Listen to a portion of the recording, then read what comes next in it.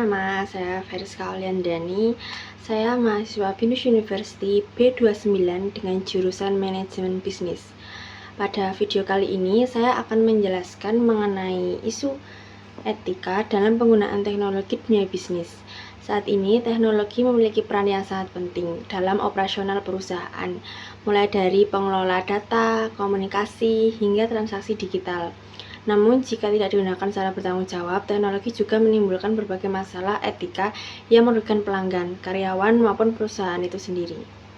Yang pertama, pengertian isu etika terkait teknologi dalam bisnis. Isu etika terkait teknologi dalam bisnis adalah kondisi ketika penggunaan teknologi melanggar nilai moral, prinsip keadilan, aturan hukum, atau hak-hak pemangku kepentingan. Beberapa contoh isu etika yang sering terjadi antara lain pelanggaran privasi data, penipuan online, penggunaan software ilegal, serta penyalahgunaan fasilitas teknologi kantor untuk kepentingan pribadi. Salah satu isu etika yang paling sering adalah privasi data. Perusahaan sering mengumpulkan data pribadi pelanggan seperti nama, alamat email, nomor telepon, hingga informasi pembayaran. Apabila data tersebut bocor, disalahgunakan, atau dibagikan tanpa izin, maka hal tersebut merupakan pelanggaran etika yang serius karena merugikan hak privasi konsumen.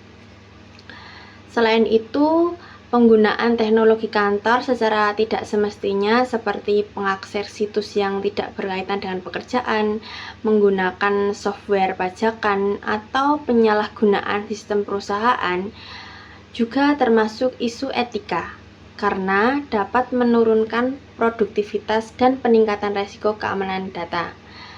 Dengan demikian, penggunaan teknologi yang etis berarti teknologi digunakan secara bertanggung jawab, aman, transparan, dan sesuai aturan yang berlaku. Yang kedua, contoh kasus nyata isu etika teknologi. Salah satu contoh nyata isu etika teknologi terjadi pada perusahaan e-commerce besar, di mana terjadi kebocoran data pelanggan akibat lemahnya sistem keamanan digital. Dalam kasus ini, penggunaan seperti alamat email, nomor telepon, dan kata sandi transkripsi berhasil diakses oleh pihak tidak bertanggung jawab. Meskipun tidak semua penggunaan mengalami kerugian finansial secara langsung, insiden ini menimbulkan ketakutan dan penurunan kepercayaan pelanggan terhadap perusahaan. Konsumen merasa bahwa perusahaan tidak cukup bertanggung jawab dalam melindungi data mereka. Padahal, keamanan data merupakan kewajiban etis utama dalam bisnis berbasis teknologi. Kasus ini menunjukkan bahwa kelalaian dalam pengelolaan teknologi dan keamanan data dapat menimbulkan dampak etis yang serius, meskipun tidak dilakukan dengan sengaja. Yang ketiga, cara perusahaan menangani isu dan rekomendasi ke depan. Setelah kasus tersebut terjadi, perusahaan mengambil beberapa langkah, seperti penyampaian permintaan maafan secara terbuka kepada pengguna, memperbaiki sistem keamanan, meningkatkan ekspropriasi data, serta melakukan audit internal terhadap sistem teknologi informasi. Perusahaan juga meminta pengguna untuk mengganti kata sandi demi menjaga keamanan akun mereka. Menurut pendapat saya, langkah-langkah tersebut merupakan respon yang penting. Namun, perusahaan seharusnya lebih fokus kepada pencegahan daripada hanya penanganan setelah masalah terjadi. Kedepannya, perusahaan perlu berinvestasi lebih besar dalam sistem keamanan teknologi, melakukan audit etika dan teknologi secara berkala, serta memberikan pelatihan etika penggunaan teknologi kepada karyawan.